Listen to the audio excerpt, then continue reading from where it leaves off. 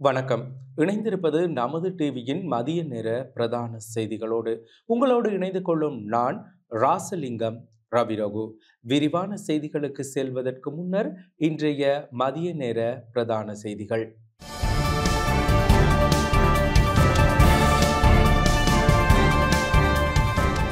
முள்ளிவாய்க்கால் பேரவலம் இன்றுடன் 16 ஆண்டுகள் நிறைவு. ரணிலின் அதிகாரி மீது துப்பாக்கிச் சூடு, தீவிரமடையும் விசாரணைகள். அரசாங்கத்தின் மீது குற்றச்சாட்டுகள் சுமத்துவது தவறு, லக்மாலி ஹேமச்சந்திர வலியுறுத்து. தமிழ்நாட்டிலிருந்து தாயகம் வந்தவர்கள் அதிரடி கைது. மீண்டும் விஸ்வரூபமாகும் கொரோனா, தமிழகத்தில் தினசரி 10 பேருக்கு தொற்று. தொடர்வது உள்நாட்டுச் செய்திகள்.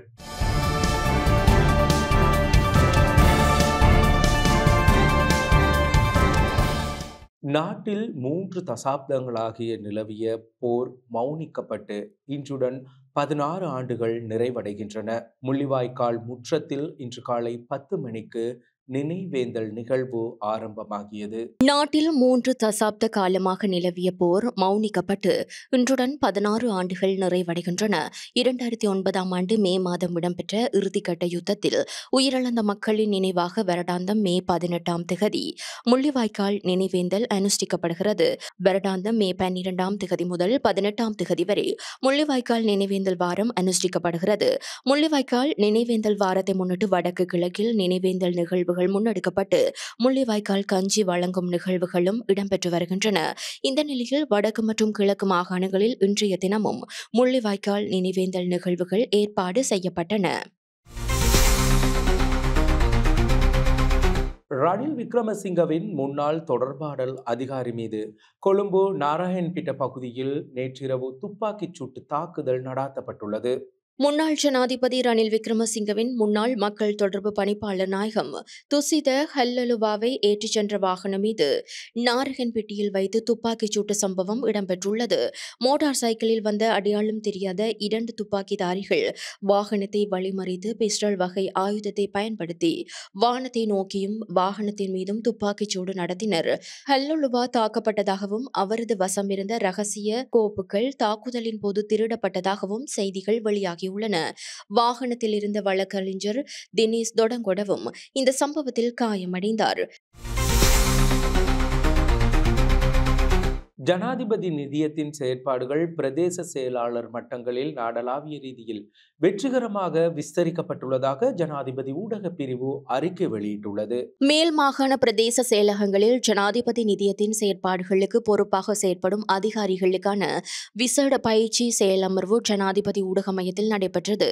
ஜனாதிபதி நிதியத்தின் செயற்பாடுகளை பிரதேச மட்டத்திற்கு விரிவுபடுத்துவதற்கு அமைவாக மேல் மாகாணத்தின் கொழும்பு, களுத்துறை மற்றும் கம்பக மாவட்டங்களில் உள்ள அனைத்து பிரதேச செயலகங்களிலும் மேற்படி விடயத்திற்கு பொறுப்பான அதிகாரிகளுக்கு ஜனாதிபதி நிதிய செயற்பாடுகள் குறித்த நடைமுறை அறிவை மேலும் வழங்குவதற்காக இந்த விசேட செயலமர்வு ஏற்பாடு செய்யப்பட்டிருந்தது. இந்த நிகழ்வில் அரச ஊழியர்களுக்கும் பொதுமக்களுக்கும் இடையில் சிறந்த தொடர்பாடல்களை எவ்வாறு கட்டியெழுப்புவது மற்றும் அதனை பேணுவது என்பது குறித்து ஜனாதிபதி ஊடக ஆலோசகர் விளக்கம் அளித்தார். மிகவும் தேவை உள்ளவர்களுக்கு சேவைகளை வழங்குவதே ஜனாதிபதி நிதியத்தின் முக்கிய நோக்கம் மற்றும் எண்ணக்கருவாகும்.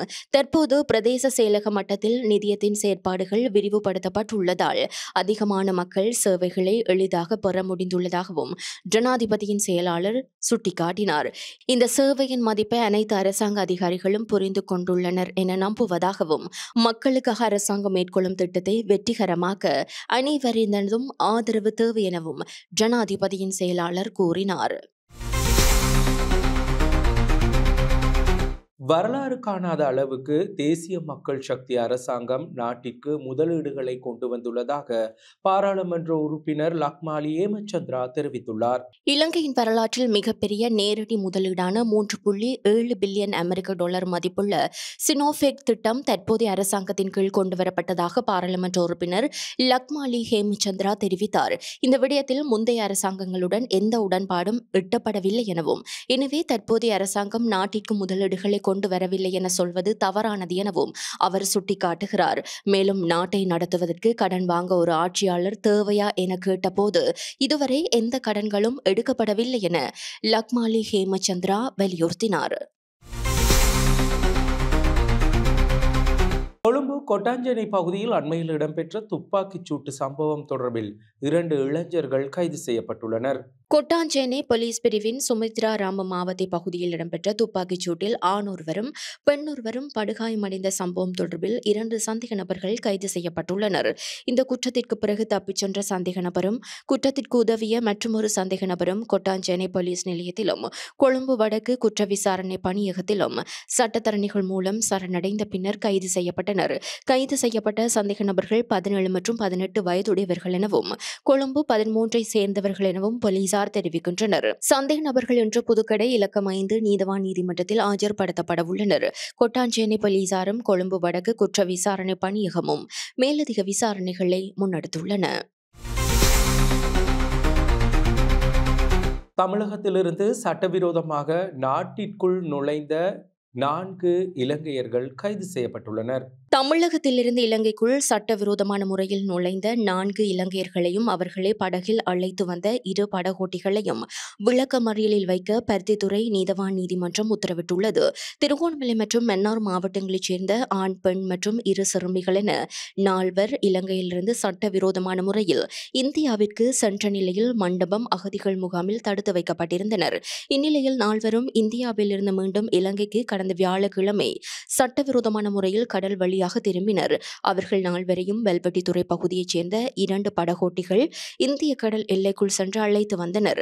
தகவல் அறிந்த போலீசார் சட்டவிரோதமான முறையில் இலங்கைக்குள் புகுந்த 4 அவர்களை அழைத்து வந்த படகோட்டிகளையும் கைது செய்து வெல்வெட்டித்துறை போலீஸ் நிலையத்தில் தடுத்து வைத்து விசாரணைகளை முன்னெடுத்த பின்னர் பருத்தித்துறை நீதிமன்றில் 6 பேரையும் முற்படுத்திய போது அவர்களை 21ஆம் தேதி வரை விளக்கமறியலில் வைக்குமாறு மன்று உத்தரவிட்டது. இதேவேளை இந்தியாவிலிருந்து தாயகம் திரும்பிய 4 மருத்துவ பரிசோதனைக்கு உட்படுத்துமாறும் மன்று பணித்துள்ளது. யாழ்ப்பாணத்தில் திருமணம் முடித்து 15 நாட்களில் யுவதி ஒருவர் உயிரிழந்த சம்பவம் பரபரப்பை ஏற்படுத்தியுள்ளது. யாழ்ப்பாணம் பரணி பகுதியில் திருமணம் செய்து 15 நாட்களில் இளம் பெண் ஒருவர் உயிரிழந்த சம்பவம் பெரும் துயரத்தை ஏற்படுத்தியுள்ளது. குறித்த சம்பவம் நேற்றிரவு பரணி வடக்கு பகுதியில் இடம்பெற்றுள்ளது. அப்பகுதியைச் சேர்ந்த 19 வயதுடைய இளம் பெண்ணே வீட்டில் உயிர் மாய்த்து கொண்டார். சடலம் பருத்தித்துறை ஆதார வைத்தியசாலையில் வைக்கப்பட்டுள்ளது. உயிரிழப்புக்கான காரணம் வெளியாகாத நிலையில் மேலதிக விசாரணைகளை போலீசார் மேற்கொண்டு வருகின்றனர். வடக்கு மாகாணம் உள்ளிட்ட நாட்டின் பல பகுதிகளில் இன்று பலத்த மழை பெய்யக்கூடும் என வளிமண்டலவியல் திணைக்களம் எதிர்வு கூறியுள்ளது. நாட்டின் ஊடாக தென்மேற்கு பருவமழை படிப்படியாக நிலை பெற்று வருவதாக வளிமண்டலவியல் திணைக்களம் எதிர்வு கூறியுள்ளது. எனவே நாட்டின் பெரும்பாலான பகுதிகளில் வானம் மேகமூட்டத்துடன் காணப்படும் என வளிமண்டலவியல் திணைக்களம் வெளியிட்டுள்ள அறிக்கையில் தெரிவிக்கப்பட்டுள்ளது. மேல் சப்ரகமுவ, வடமேல், வடக்கு மற்றும் வடமத்திய மாகாணங்களிலும் காலி மற்றும் மாத்தறை மாவட்டங்களிலும் அவ்வப்போது மழை அல்லது இடியுடன் கூடிய மழை பெய்யக்கூடும். மேல் சப்ரகமுவ, வடமேல் மற்றும் வடக்கு மாகாணங்களின் சில இடங்களில் 75 மில்லிமீட்டருக்கும் அதிகளவான ஓரளவு பலத்த மழை பெய்யக்கூடும். நாட்டின் ஏனைய பகுதிகளில் மாலை அல்லது இரவில் இடைக்கிடையில் மழை அல்லது இடியுடன் கூடிய மழை பெய்யக்கூடும். வடமேல், வடமத்திய, வடக்கு மற்றும் தென் மாகாணங்களிலும் திருகோணமலை மாவட்டத்திலும் அவ்வப்போது மணித்தியாலத்திற்கு 30 தொடக்கம் 40 கிலோமீட்டர் வேகத்தில் ஓரளவு பள்ளத்த காற்று வீசக்கூடும். இடியுடன் கூடிய மழையுடன் தற்காலிக பள்ளத்த காற்று மற்றும் மின்னல் தாக்கங்களினால் ஏற்படக்கூடிய அபாயங்களை குறைத்துக் கொள்ள தேவையான நடவடிக்கைகளை எடுக்குமாறு வளிமண்டலவியல் திணைக்களம் பொதுமக்களை அறிவுறுத்தியுள்ளது. தொடர்பான சர்வதேச செய்திகள்.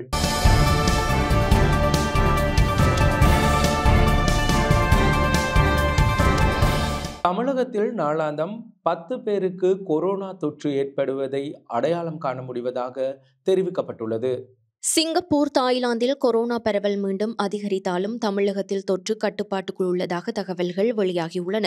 தமிழகத்தில் நாளொன்றுக்கு 8 முதல் 10 பேர் வரை கொரோனா தொற்றினால் பாதிக்கப்படுகின்றனர்.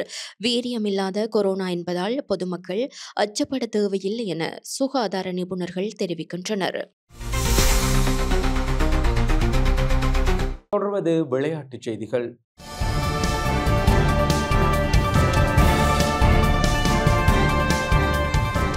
இந்தியன் பிரீமியர் லீக் கிரிக்கெட் தொடரில் இன்றைய தினம் 2 ஆட்டங்கள் இடம்பெற உள்ளன.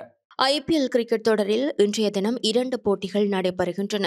ஜெய்ப்பூரில் மாலை 3:30 மணிக்கு நடைபெறும் 59வது போட்டியில் ராஜஸ்தான் மற்றும் பஞ்சாப் அணிகள் மோதுகின்றன. இரவு 7:30 அளவில் 60வது போட்டி நடைபெறுகிறது. இதில் டெல்லி கேபிட்டல்ஸ், குஜராத் டைடன்ஸ் அணிகள் மோதுகின்றன. டெல்லியில் நடைபெறும் இந்த போட்டியில் அக்ஷர் பட்டேல் தலைமையிலான டெல்லி அணியும் சுப்மன் கில் தலைமையிலான குஜராத் அணியும் மோதுகின்றன. குஜராத் அணியின் பிளே ஆஃப் வாய்ப்பு கிட்டத்தட்ட உறுதியாகிவிட்டது. ஆனால் பிளே ஆஃப் சுற்றுக்கு முன்னேற இன்றைய ஆட்டம் டெல்லிக்கு மிகவும் முக்கியமானதாகும். அதனால் இன்றைய ஆட்டத்தில் பரபரப்பிற்கு பஞ்சம் இருக்காது என எதிர்பார்க்கப்படுகிறது.